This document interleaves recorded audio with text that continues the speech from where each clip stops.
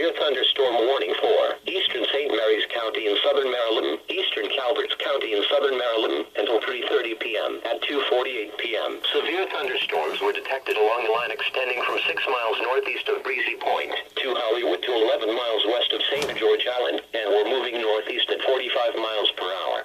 This line of storms is capable of producing damaging winds in excess of 60 miles per hour.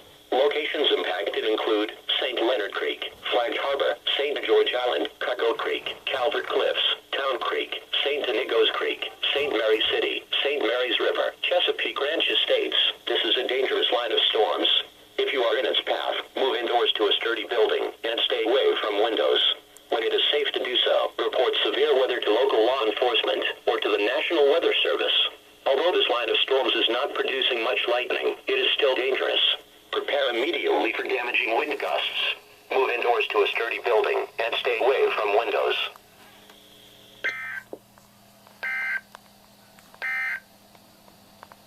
The National Weather Service in Sterling